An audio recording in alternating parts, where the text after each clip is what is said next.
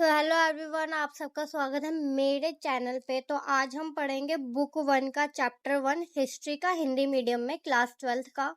तो चलो बिना टाइम वेस्ट करे हम स्टार्ट करते हैं। तो इसमें हम पढ़ेंगे ईंटें, मनके तथा अस्थियां। इसमें हम हड़प्पा सभ्यता के बारे में पढ़ेंगे। हड़प्पा सभ्यता जो कि भारत की सबसे पहली सभ्यता थी, खोजी गई सबसे पहली सभ्यता जो थी वो हड़प्पा सभ्यता थी। अब हड़प्पा सभ्यता के बारे में हमें जानकारी जो है वो हमें मिलती है यहाँ की मोहर, जो सबसे महत्वपूर्ण विशिष्ट पुरावस्तु जो है वो है हड़प्पाई मोहर। हड़प्पाई मोहर जो है वो सेलखड़ी नामक पत्थर से बनाई गई थी और इस पे चित्र और ऐसी लिपि थी जिसे अभी तक पढ़ा नहीं जा सका है। हड़प्पा सभ्यता की जो लिपि मिली है उससे अभी तक नहीं पढ़ा जा सका है। हड़प्पा सभ्यता की और भी जानकारी हमें मिलती है, जैसे कि मनके, बाट, पत्थर के फलक और पकी हुई ईंटें और बहुत सारी चीजें, मूर्तियां, मिट्टी के बने मिट्टी के बने बहुत सारी मूर्तियां जो है वो हमको मिलती है यहाँ पे। तो हमें पूरी एक हड़प सभ्यता की जो जानकारी है वो हमें इन सब चीजों से मिलती है। अब हम इसको स्टार्ट करते हैं। तो अब इसकी लिपि तो पढ़ी ही नहीं जा सकी है, तो फिर ऐसा क्वेश्चन आता है कि हड़प्पा, जब उसकी लिपि पढ़ी ही नहीं जा सकती तो हमें कैसे पता कि वो हड़प्पा सभ्यता है। अब ऐसा हुआ कि जिस इतिहासकार ने सबसे पहले हड़प्पा की खोज की थी उन्हीं ने इसे हड़प्पा का नाम दिया। तो इस पूरी सभ्यता का नाम जो है वो इसी नाम पे, हड़प्पा सभ्यता के नाम पे ही रख दिया गया। सभ्यता की खोज और नामकरण। सिंधु घाटी सभ्यता को हड़प्पा सभ्यता भी कहा जाता है क्योंकि इससे सबसे पहले खोजे गए स्थान थे, जैसे कि मैंने आपको अभी बताया। और इसको सिंधु घाटी सभ्यता भी कहा जाता था क्योंकि ये सिंधु घाटी के पास बसी हुई थी। ये पाकिस्तान, अफगानिस्तान से लेके गुजरात और बहुत दूर दूर के क्षेत्र में बसी हुई थी, इसलिए ऐसा अनुमान लगाया कि यह बहुत ही बड़ी सभ्यता थी और ये पूरे भारत और भारत के बाहर भी फैली हुई थी। इसका जो काल निर्धारण है वो 2600 और 1900 ईसा पूर्व के बीच किया गया। और ये जो काल निर्धारण है ये ऐसा माना गया कि इस सभ्यता से पहले और इस सभ्यता के बाद में भी जो संस्कृतियां थी वो अस्तित्व में थी, जिन्हें आरंभिक हड़प्पा सभ्यता और परवर्ती हड़प्पा सभ्यता कहा गया। और विकसित हड़प्पा सभ्यता जिसके बारे में हम अभी बात कर रहे हैं, जिसका काल निर्धारण 2600 ईसा पूर्व से 1900 ईसा पूर्व के बीच में किया गया। अभी पहले हम पढ़ लेते हैं थोड़ा सा हड़प्पाई मोहर के बारे में। हड़प्पाई जो मोहर थी वो सिंधु घाटी सभ्यता की सबसे विशिष्ट पुरावस्तु है।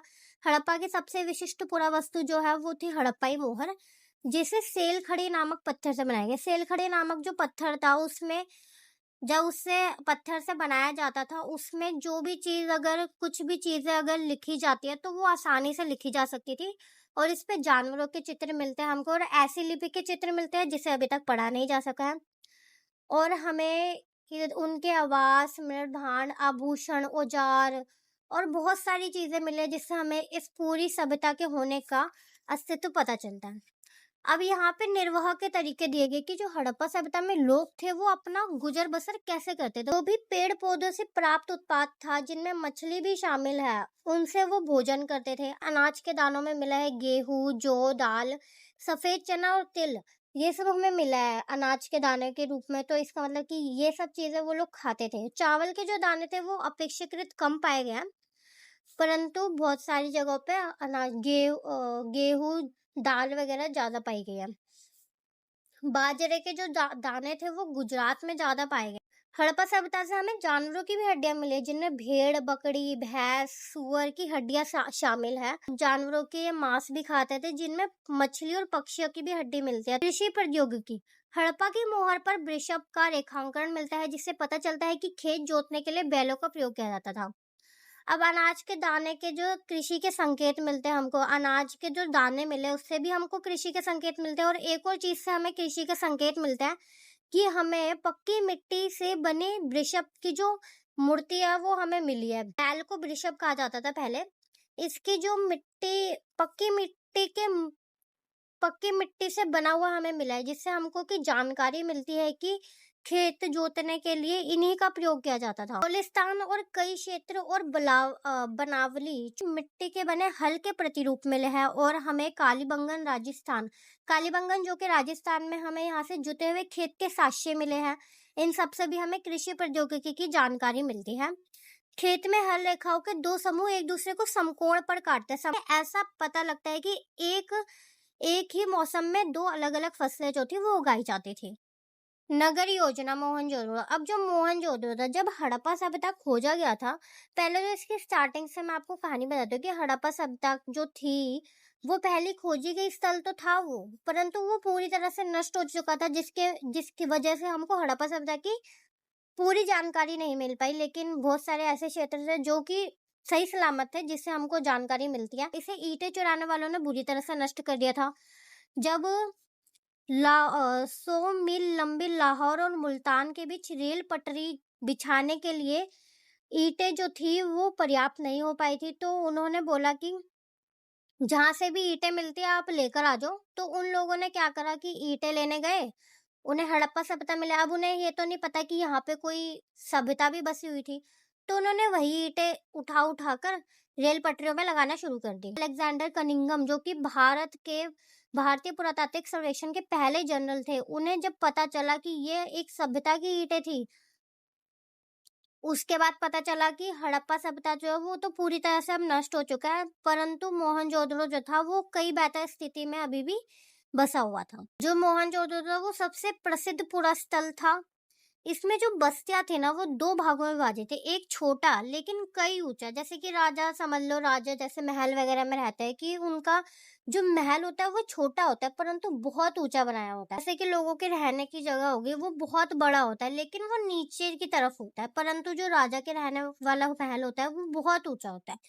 तो इसी में हम इसको पूरा इतिहासकारों ने दो हिस्सों में बांटा। जैसे कि पहले वाले को बोला दुर्ग, जहाँ पे राजा के होने के प्रमाण मिलते हैं, परंतु ऐसा पूरा नहीं कहा गया कि राजा ही रहते थे। और दूसरा मिलता है निचला शहर, जिसमें आम नागरिकों के रहने के प्रमाण मिलते हैं। सबसे पहला दुर्ग, जो कि ऊंचा था और ये कच्चे ईंटों के चबूतरे पर बनाया गया था और इसे दीवारों से घेरा गया था। ये कच्चे ईंटों के चबूतरे पर बनी थी और इसे दीवार से घेरा गया था, जिससे कि इसे निचले शहर से अलग किया गया था। चबूतरे पे बहुत सारे कई भवन बनाए गए थे जो कि नींव का सहारा का कार्य करते थे, और अनुमान लगाया गया कि इतना सब कुछ बनाने में बहुत ही ज्यादा श्रमिक लोगों का इस्तेमाल किया गया होगा, जिससे कि ऐसा अनुमान लगाया गया कि शायद राजा होते थे। जल निकास प्रणाली। अब मोहनजोदड़ो में हमें एक और चीज मिलती है कि यहाँ पे जल निकास प्रणाली जो थी वो सबसे अनूठी विशिष्टताओं में से एक थी। सड़कों और गलियों को लगभग एक ग्रिड पद्धति में बनाया गया था। ये एक दूसरे को समकोण पर काटती थी, ठीक है। और ऐसा प्रतीत होता है कि पहले नालियों के साथ गलियों को बनाया गया। ध्यान से सुना, पहले नालियों के साथ गलियों को बनाया गया, उसके बाद अगल बगल में आवासों का निर्माण किया गया। यदि घरों के गंदे पानी को नालियों के जरिए बाहर निकालना था, जो घर की कम से कम एक दीवार है उसको गली से सटा होना आवश्यक था। अब हम आगे बढ़ते हैं। जो दुर्ग का नक्शा है वो हमको एनसीईआरटी की बुक में भी दे रखा है, जिसको आप अगर ध्यान से देखोगे तो आपको यहाँ पे बहुत सारी संरचनाएं मिलेगी, जिसमें से दो की बात अभी यहाँ पे की गई है। जैसे कि एक हो गया माल गोदाम और एक हो गया विशाल स्नानागार।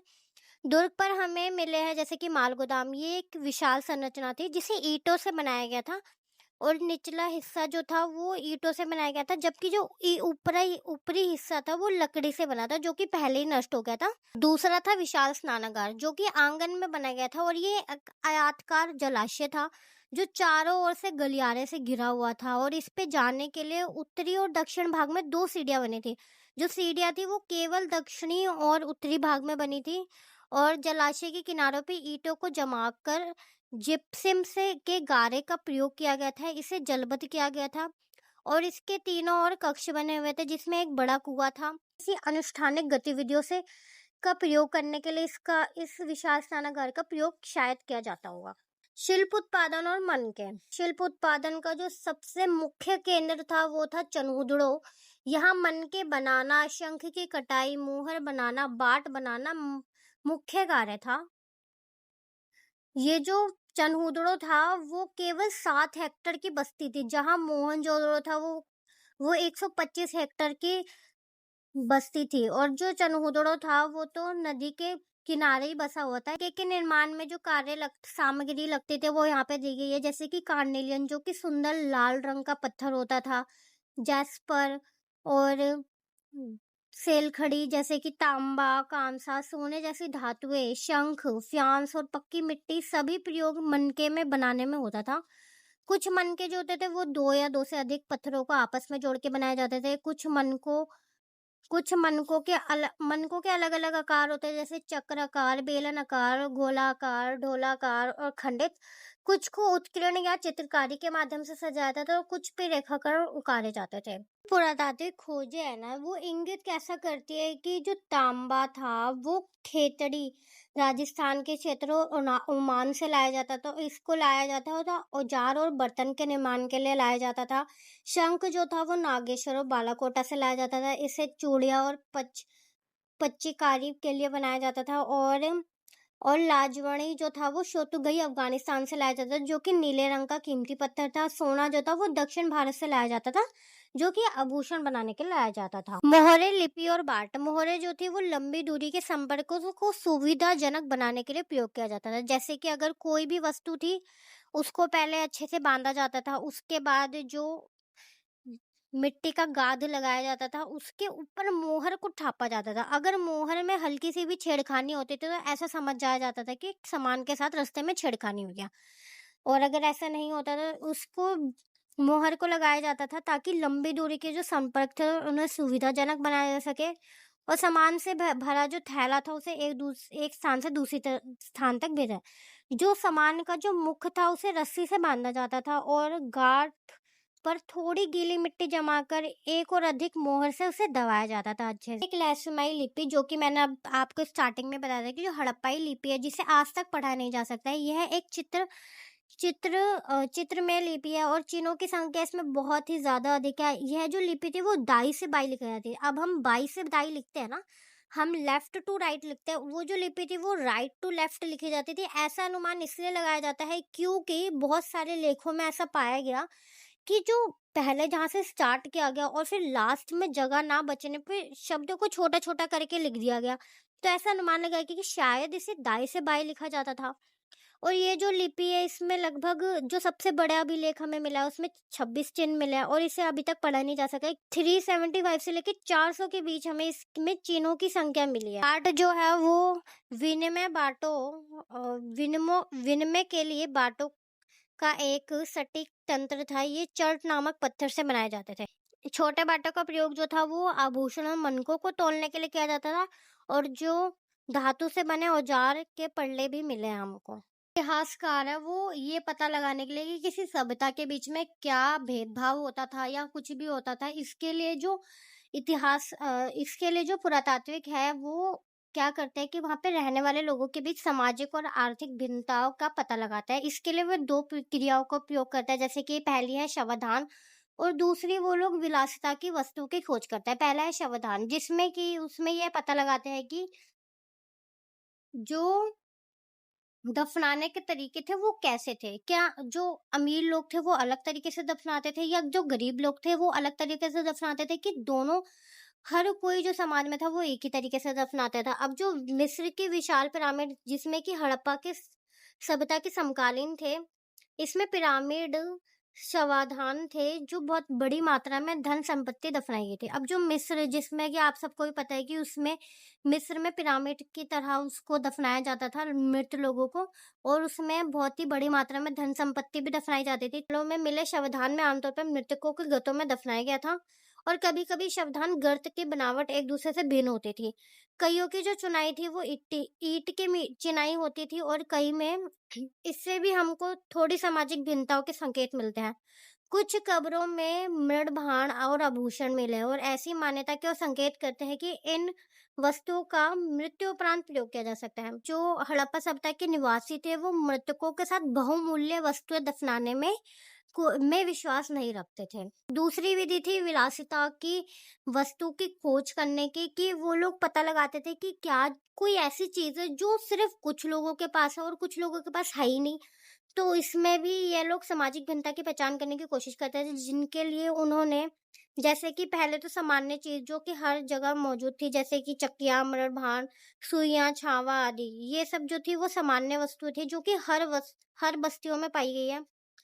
पुरातात्विक उन वस्तुओं को कीमती मानते थे जो दुर्लभ हो, महंगी और ऐसी वस्तुएं जो कि स्थानीय स्तर पर मौजूद ना हो, जटिल तकनीकी से बनी हो और इस प्रकार फ्यान से घिसी हुई रेत से, जो कि बालू तथा रंग और चिपचिपे पदार्थ के मिश्रण से बनाकर प्रयोग किया गया था, कि छोटे पात्र जो है वो उनको बहुत कम संख्या में मिले, जो फिर विलासिता की वस्तुओं में रखा।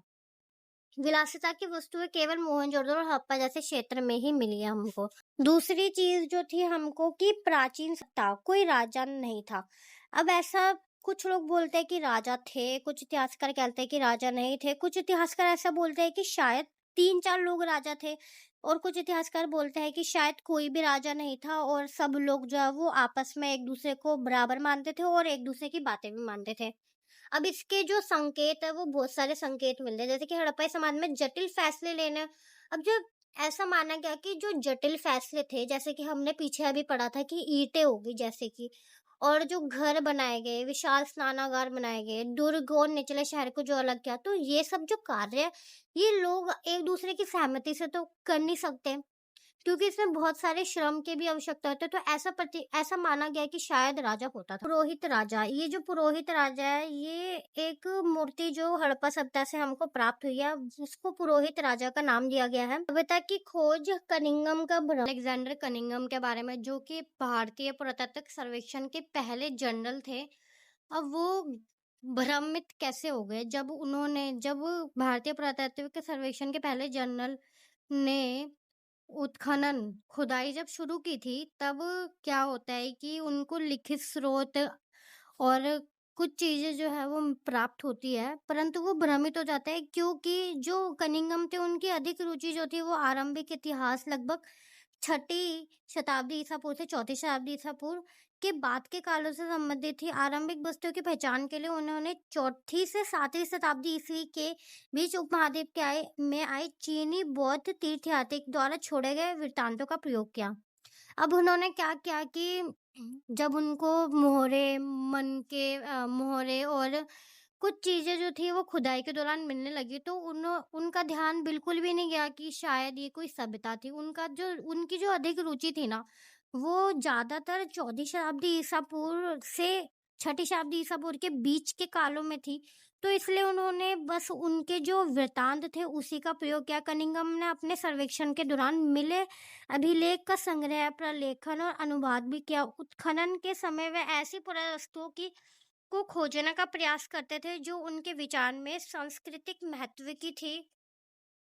उन्हें लगा कि भारतीय इतिहास गंगा की घाटी में शुरू हुआ। उन्हें यह लगा कि जो भारतीय इतिहास है वो गंगा की घाटी में शुरू हुआ, ना कि सिंधु घाटी सभ्यता में। परंतु जो भारतीय इतिहास था वो सिंधु घाटी सभ्यता से शुरू हुआ। इसलिए जब उन्हें ये सब चीज मिली तो वह उनकी प्राचीनता बिल्कुल भी समझ नहीं पाए। जॉन मार्शल और एक नई खोज। अब जॉन मार्शल जो थे, अब क्या होता है कि 1921 में दयाराम साहनी द्वारा हड़प्पा सभ्यता की खोज जो थी वो की गई थी, और 1924 में जॉन मार्शल के द्वारा जो ये खोज थी वो पूरे विश्व के सामने उन्होंने इसकी घोषणा की कि सिंधु घाटी सभ्यता में एक नई जो सभ्यता थी वो पनप रही थी पहले इसकी जो और मार्शल ने भारत को जहां पाया था उससे 3000 साल पीछे छोड़ दिया। जो जॉन मार्शल थे उन्होंने कुछ किताबें भी लिखी, और दूसरा नाम है R.E.M. व्हीलर का। व्हीलर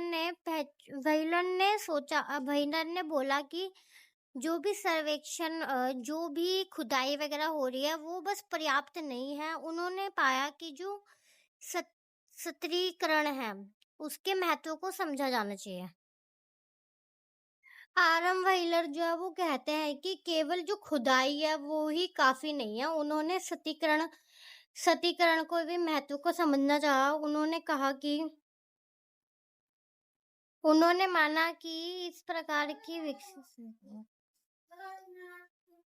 जो आरएम व्हीलर है, उन्होंने माना कि हो सकता है कि जलवायु संबंधी, आर्थिक या राजनीतिक हरास के कारण कमजोरी हुई हो, और ऐसा जो बात है, हो सकता है कि जानबूझ के बड़े पैमाने पर विनाश ने इसे अंतिम रूप से समाप्त कर दिया। यह मात्र ही नहीं हो सकता कि मोहनजोदड़ो के अंतिम चरण में आभास होता है कि यहाँ पुरुषों और महिलाओं बच्चों का जनसंहार किया गया था। परिस्थितिक साक्ष्य के आधार पर इंद्र अभियुक्ति माना जाता है। अब जो आर.एम. व्हीलर है वो मानते हैं कि जो ये खुदाई पर्याप्त नहीं है। और एक और व्यक्ति है जिनका नाम है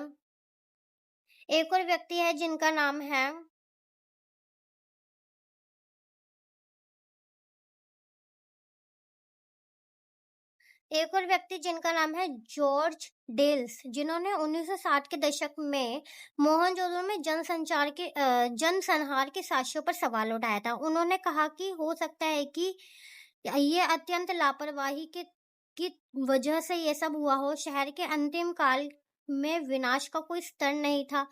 व्यापक स्तर पर अग्निकांड के चिन्ह नहीं है। चारों ओर फैले हथियार के कोई कवचधारी सैनिकों का शव नहीं है। दुर्ग से जो शहर का एकमात्र किलेबंद भाग था, अंतिम आत्मसंरक्षण के कोई साक्ष्य मिल रहा है। अब जो जॉर्ज डेल्स है वो मानते हैं कि शायद ये सब जनसंहार की वजह से हुआ होगा। का अंत 1900 ईसा पूर्व के आसपास हड़प्पा बस्तियों का पतन होने लगा। अब जो ये हड़प्पा सभ्यता थी उसका अंत तो कैसे हुआ, ऐसे अनुमान लगाया जा सकता है, जिसको अभी तक हमें नहीं पता कि कैसे हुआ। 1900 ईसा पूर्व के बाद कुछ भौतिक सांस्कृतिक बदलाव आए, जैसे कि जलवायु परिवर्तन, वनों की कटाई हुई होगी, नदियों का सूख जाना या भूमि का अत्यधिक प्रयोग किया गया होगा, अत्यधिक बाढ़ आई होगी, भूकंप, महामारी, वस्तुओं का समाप्त होना।